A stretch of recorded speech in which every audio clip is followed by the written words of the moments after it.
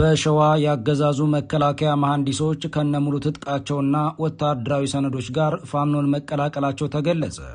የአፋብን ሸዋ ጠቅላይ ግዛት አሳምነው እዝ ባወጣው የግንባር መረጃም የወታደራዊ ባለሙያዎቹ መክዳትና የመረጃዎች መውጣት ባገዛዙ የጦር መዋቅር ላይ ከፍተኛ ስልታዊ ኪሳራ እያስከተለ መሆኑንም ጠቁመዋል። በአማራ ክልል በፋኖ ኃይሎችና በአገዛዙ ሰራዊት መካከል ያለው ጦርነትም ከብልጽግና የጦር መዋቅር የሚኮበልሉና ፋኖን የሚቀላቀሉ ወታደሮችን ቁጥር በከፍተኛ ደረጃ እየጨመረው መምጣቱ ተገልጿል። ተጨማሪውን ይዘናል። የአማራ ፋኖ ብሔራዊ ንቅናቄ በመጪው ሰኞ ሊከናወን በታቀደው ምርጫ ሳቢያ መጠነ ሰፊ የትራንስፖርት ማዕቀብና የጥንቃቄ መመሪያ መደንገጉን አስታወቀ። ጦርነትና እልቂት ባለበት ሁኔታ የምርጫ ድግስ ለመደገስ መሞከርም የስርዓቱን የመጨረሻ መፈራረስ ያመላከተ ነው ተብሏል። አገዛዙ ዓለም አቀፉ ማህበረሰብ ለማታለል አዳዲስ ግንባሮችን ቢከፍትም በክልሉ ከ90 በመቶ በላይ ምርጫ እንደማይካሄድና ለ5 ቀናት መንገዶች ሙሉ በሙሉ መዘጋታቸው ስርዓታዊ ውድቀቱን ለዓለም አቀፉ ማህበረሰብ ይፋ የሚያደርግ መሆኑ ተጠቁሟል። ተጨማሪውን ይዘናል። አሜሪካና ኢራን አንዳቸው በአንዳቸው ላይ አዲስ የአየር ጥቃት መክፈት መጀመራቸው ተነገረ። ጥቃቱ በቅድሚያ የተፈጸመው በአሜሪካ በኩል ሲሆን ኢራን በበኩሏ በአሜሪካ የአየር ኃይል ሰፈር ላይ ድብደባ መፈጸሟን አስታውቃለች። ውጥረቱ በጨመረበት በዚህ ሰዓትም የሆርሙዝ ወሽመጥን ለማስተዳደር በኢራን የተመሰረተው አዲስ ተቋምም የአሜሪካ ማዕቀብ ሰለባ መሆኑ ታውቋል። የመቀነስ ተስፋ የነበረው የዓለም የነዳጅ ዋጋም አስደንጋጭ በሆነ ፍጥነት መጨመሩን ቀጥሏል። እነዚህንና ሌሎች መረጃዎችን ይዘናል። በድጋሚ አብራችሁ እንድትቆዩ እየጠየቅን በቀጥታ ወደ ዝርዝር መረጃዎቹ እናመራለን።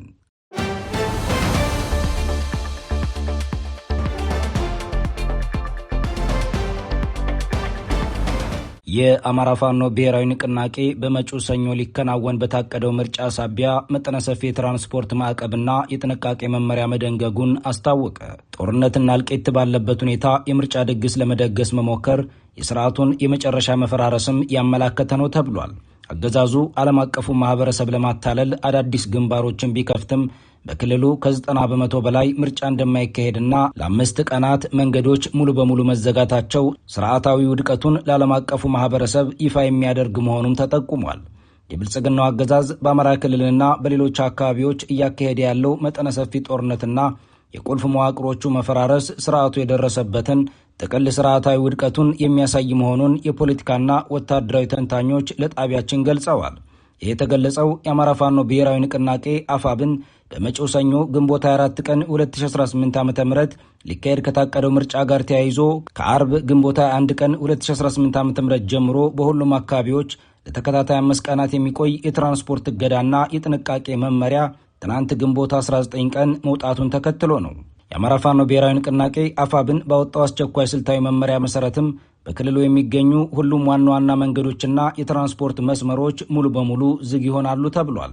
እገዳው የሚጀምርበት ጊዜ ከአርብ ግንቦት 21 ቀን 2018 ዓ.ም ጀምሮ ሲሆን በአገዛዙ የታቀደው ሐሰተኛ ምርጫ የሚካሄድበትን ግንቦት 24 ቀንን ጨምሮ ለተከታታይ 5 ቀናት መሆኑም ተገልጿል። በእገዳውም ከሕክምናና ድንገተኛ አደጋ አምቡላንሶች በስተቀር ማንኛውም የግል የህዝብና የንግድ ተሽከርካሪ እንዳይንቀሳቀስ ተከልክሏል።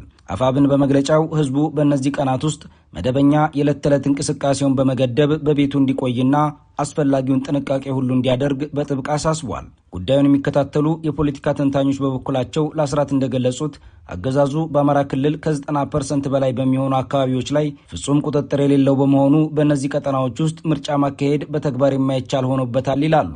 ይህ እውነታ ደግሞ ስርዓቱ አጠቃላይ ክልላዊና ሀገራዊ መዋቅሩን ማስተዳደር ያቃተው መሆኑንና የመጨረሻው የውድቀት ምዕራፍ ላይ መድረሱን ማረጋገጫ ነው ብለዋል። የአገዛዙ መከላከያ ሰራዊት ከፍተኛ ጀነራል መኮንኖችን ጨምሮ የበርካታ ወታደሮችና አመራሮች ህይወት እየቀጠፈ ያለው ይህ የተፋፋመ ጦርነት ባለበት ሁኔታ ብልጽግና የምርጫ ድግስ ለመደገስ መሞከሩ የፖለቲካ መፈራረሱን ለመሸሸግ የሚያደርገው ጥረት መሆኑንም አፋብን በመግለጫው አመላክቷል። አገዛዙ የምርጫ ሂደቱን ለማከናወን የሚያበቃ አንዳችም ነባራዊና ስልታዊ ቅድመ ሁኔታ እንዳላሟላ እያወቀ ዓለም አቀፉ ማህበረሰብና የኢትዮጵያን ህዝብ ለማታለል ሲል ብቻ የይስሙላ የፖለቲካ ቲያትር እየሰራ መሆኑን ተጠቅሷል። አፋብን ባወጣው መግለጫም አገዛዙ በጥቂት ከተሞች ላይ ያለውን ይዞታ ለማስፋትና የምርጫ ድባብ ለመፍጠር በሚል በአሁኑ ወቅት አዳዲስ የውጊያ ግንባሮችን በመክፈት ላይ ይገኛል ብሏል። ይህንን ተከትሎም በበርካታ የክልሉ አካባቢዎች የሚደረጉት ውጊያዎች ከሌላው ጊዜ በበለጠ ሁኔታ ተጠናክረው መቀጠላቸውንም አስታውቋል። ያገዛዙ ኃይልም ወታደራዊ በላይነትን ማግኘት ሲያቅተው ሲቪሊያንን መረሸንና መጨፍጨፍ እንደ ዋና የውጊያ ስልት እየተጠቀመበት ይገኛል ብሏል።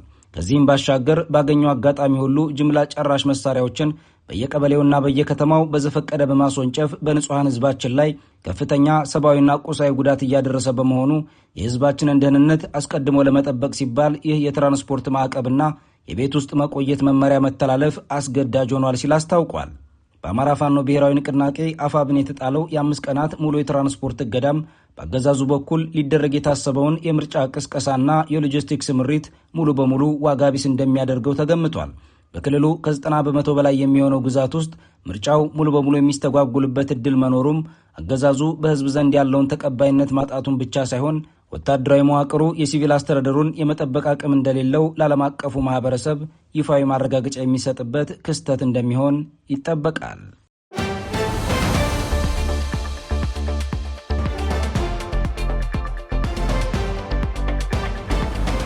በሸዋ ያገዛዙ መከላከያ መሐንዲሶች ከነሙሉ ትጥቃቸውና ወታደራዊ ሰነዶች ጋር ፋኖን መቀላቀላቸው ተገለጸ። የአማራ ፋኖ ብሔራዊ ንቅናቄ ሸዋ ጠቅላይ ግዛት አሳምነው እዝ ባወጣው የግንባር መረጃ የወታደራዊ ባለሙያዎቹ መክዳትና የመረጃዎቹ መውጣት በአገዛዙ የጦር መዋቅር ላይ ከፍተኛ ስልታዊ ኪሳራ እያስከተለ መሆኑንም ጠቁሟል። በአማራ ክልል በፋኖ ኃይሎችና በአገዛዙ ሰራዊት መካከል ያለው ጦርነት ከብልጽግና የጦር መዋቅር የሚኮበልሉና ፋኖን የሚቀላቀሉ ወታደሮች ቁጥር በከፍተኛ ደረጃ እየጨመረ መምጣቱ ተገልጿል። የአማራ ፋኖ ብሔራዊ ንቅናቄ ሸዋ ጠቅላይ ግዛት አሳምነው እዝ የህዝብ ግንኙነት መምሪያ በዛሬው ዕለት ባወጣው የግንባር መረጃ 4 የአገዛዙ ሰራዊት ወታደራዊ መሐንዲሶች ከነሙሉ የጦር መሳሪያቸው ረዳት ቁሳቁሶቻቸውንና ስልታዊ ወታደራዊ ሰነዶች ጋር የፋኖን ክፍለ ጦር ተቀላቅለዋል ሲል ገልጿል። እዙ ለአስራት ባደረሰው የግንባር መረጃም ካገዛዙ መከላከያ መሐንዲስ ክፍለ ጦር ውስጥ የወጡት እነዚህ 4 አባላት የአፄ አምደ ጽዮን ኮር አካል የሆነውን የራስ አበበ አረጋይ ክፍለ ጦርን በይፋ ተቀላቅለዋል ብሏል። አነሙት ሽመልስ፣ አወቀ ሞላ፣ አዱኛ ይሸሽምና ሀብታሙ አማረ የተባሉት እነዚህ የወታደራዊ ባለሙያዎች ክፍለ ጦሩን ሲቀላቀሉ ባዶ እጃቸውን ሳይሆን በቀጥታ ወደ ውጊያ መግባት የሚያስችሉ የጦር መሳሪያዎችንና መረጃዎችን ይዘው መቅረባቸውም ተረጋግጧል። አባሎቹ 4 ዘመናዊ የክላሽንኮቭ ጠመንጃዎች፣ 12 ሙሉ የክላሽንኮቭ ካዝናዎች፣ ከ500 በላይ ተተኳሽ ጥይቶች፣ ሙሉ ወታደራዊ የትጥቅ ቁሳቁሶችና ልዩ ልዩ ሚስጥራዊ ወታደራዊ ሰነዶችንም ገቢ ማድረጋቸው ታውቋል። በጉዳዩ ላይ መረጃ የሰጡን የወታደራዊና የደህንነት ጉዳይ ተንታኝ በበኩላቸው ለአስራት እንደገለጹት የክስተት ተራ ወታደር ቁጥር መቀነስ ወይም የተለመደ የኩብለላ ተግባር አይደለም ብለዋል። ይልቁንም የብልጽግናን የጦር መዋቅር ይበልጥ የሚያዳክምና ትልቅ ስልታዊ ኪሳራ የሚያስከትል ነው ሲሉ ገልጸው 3 ዋና ዋና ምክንያቶችን ጠቅሰዋል። ቀዳሚው የቴክኒክና የሎጂስቲክ አቅም መጓደል ሲሆን ወታደራዊ መሐንዲሶች የማንኛውም መደበኛ ሰራዊት ምሽግ ግንባታን፣ የደህንነት መስመሮችን፣ ፈንጂዎችን የማጽዳትና የመቅበር ስራዎችን እንዲሁም የሎጂስቲክስ እንቅስቃሴዎችን በበላይነት የሚመሩ የሰለጠኑ ባለሙያዎች በመሆናቸው የእነዚህ ባለሙያዎች መክዳት በአገዛዙ በኩል ያለውን ወታደራዊ የምህንድስና አቅም የሚያዳክም ነው ብለዋል። ሁለተኛው የሚስጥራዊ ሰነዶችና መረጃዎች መውጣት ደግሞ ኮብላዮቹ ወታደራዊ ሰነዶች ይዘው መውጣታቸው በብልጽግና ሰራዊት ስምሪት የወደፊት የማጥቃት እቅዶች፣ የመገናኛ መስመሮችና የመከላከያ ምሽጎች አቀማመጥ ዙሪያ ያሉ ሚስጥራዊ መረጃዎች በቀጥታ በፋኖ እጅ እንዲገቡ ያደርጋል ሲሉ ገልጸዋል። ይህ መረጃ መውጣትም የጠላትን ቀጣይ እርምጃ አስቀድሞ ለመስበር ወይም ካውንተር ኢንተለጀንስ ለመፈጸም ለፋኖ ትልቅ ዕድል ይሰጣል ብለዋል። ተንታኙ በመጨረሻም ጦርነቱ ረጅም ጊዜ በፈጀው ቁጥር የብልጽግና ሰራዊት አባላት በትግሉ ዓላማ ላይ ያላቸው እምነት መሸርሸሩንና የውስጥ መከፋፈል መፈጠሩን ያረጋገጠ ሲሉ ገልጸውታል። የሰለጠኑ ሰራዊት አባላት የህዝብን ወገንተኝነት መርጠው ትጥቃቸውን ይዘው መግባታቸውም የስርዓቱን የመጨረሻ ውድቀት ያፈጥናል ሲልም የሸዋ ጠቅላይ ግዛት አሳምነው እዝ በመረጃው አስታውቋል። የእዙ የህዝብ ግንኙነት መምሪያ ለጣቢያችን እንደገለጸውም ፍልሰቱን ተከትሎ ወደ ፋኖ የተሻገሩት አባላትና የተማረኩት ሰነዶች በቀጥታ በሸዋ ግንባር ለሚደረጉ ስልታዊ ማጥቃት እርምጃዎች ግብዓት እንደሚሆኑ ጠቅሶ የአማራ ህዝብ የህልውና ተጋድሎም በተባበረ ክንድ ተጠናክሮ እንደሚቀጥል አስታውቋል።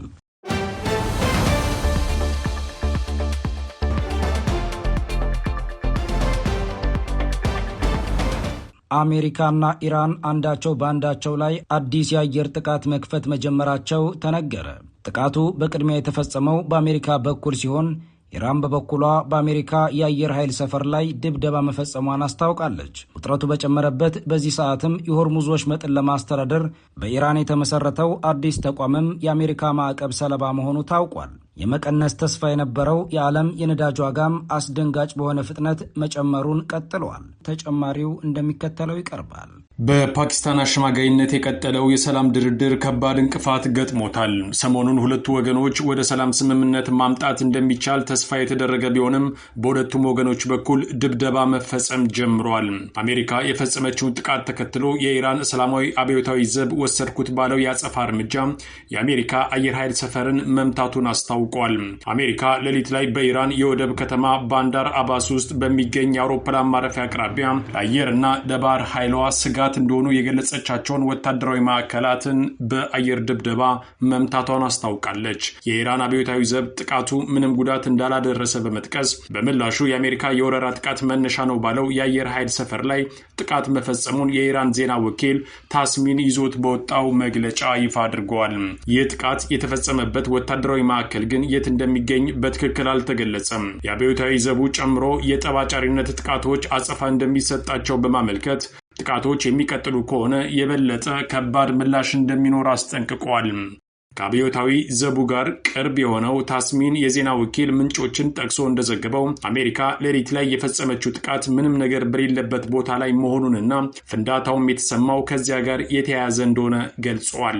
ይህ በእንዲህ እንዳለ የኢራን አብዮታዊ ዘብ በሆርሙዝ ወሽመጥ በኩል የራዳር መከታተያውን አጥፍቶ ሊያልፍ የነበረ የአሜሪካ ነዳጅ ጫኝ መርከብን ማስቆሙን ታስሚን የዜና ወኪል ጨምሮ ዘግበዋል። ዘገባው እንዳመለከተው የአብዮታዊ ዘቡ ባህር ኃይል በመርከቡ ላይ ተኩስ ከፍቶ ወደ መጣበት እንዲመለስ ማስገደዱንም ገልጿል። የኢራን ሰሞንኛው ጠንከር ያለ ምላሽን ተከትሎ የአሜሪካ ግምጃ ቤት ኢራን በሆርሙዝ በኩል የሚደረጉ የባህር ጉዞዎችን ለመቆጣጠር በቅርቡ ባቋቋመችው የፋርስ ባህረ ሰላጤ ወሽመጥ ባለስልጣን ፐርሺያን ገልፍ ስትሬት አውቶሪቲ ላይ ማዕቀብ መጣሉንም አስታውቋል። ግምጃ ቤቱ ባወጣው መግለጫ የዚህ መስሪያ ቤት መቋቋም የኢራን እስላማዊ አብዮታዊ ዘብ በሆርሙዝ ወሽመጥ ላይ ከሚያልፉ መርከቦች ገቢ ለመሰብሰብ የሚያደርገው ሙከራ አንዱ አካል ነው ብሎታል። በዚህ ምክንያት መስሪያ ቤቱና ከተቋሙ ጋር የሚተባበሩ በሙሉ የማዕቀብ ዝርዝር ውስጥ መግባታቸውን አስታውቋል። የተከፈተባትን ጦርነት ተከትሎ ሆርሙዝ ወሽመጥን የዘጋችው ኢራን ይህንን ተቋም የመሰረተችው አሜሪካ ወደ ወደቦቿ የሚደረጉ ጉዞዎች ላይ እግድ ከጣለች በኋላ ነው ተብሏል። ተቋሙ በወሽመጡ የሚደረግ የመርከብ ጉዞን የመቆጣጠርና የማቀናጀት ስልጣን አለው።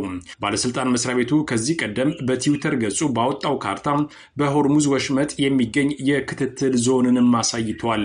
በዚህ ዞን የሚደረግ ጉዞ ከተቋሙ እውቅና እንደሚያስፈልገውም ጨምሮ ገልጾ ነበር።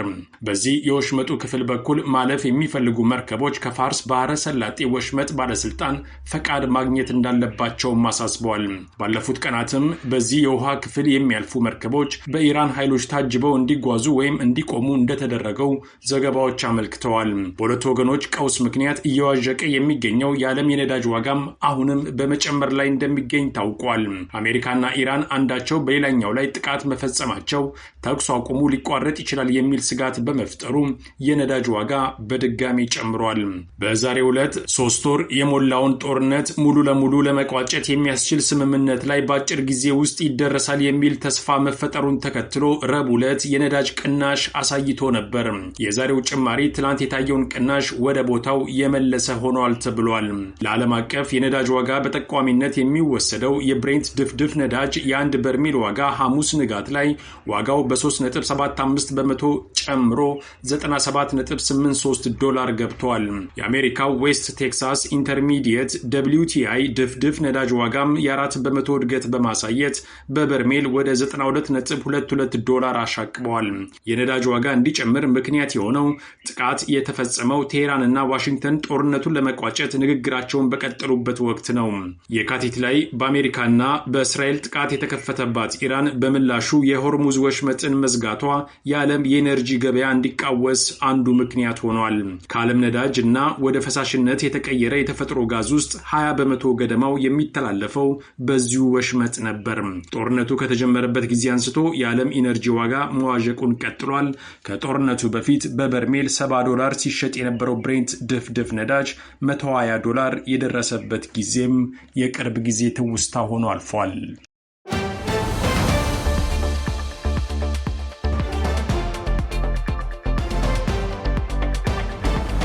ክቡራትና ክቡራን ቤተሰቦቻችን ለዛሬ ግንቦት 20 ቀን 2018 ዓ.ም የተሰናዱ መረጃዎቻችን የተከታተላችኋቸውን ይመስሉ ነበር። አብራችሁን ስለቆያችሁ ልባዊ ምስጋናችን ይድረሳችሁ እያልን በዚሁ እንሰናበታለን። አስራት ብሮድካስት ሰርቪስ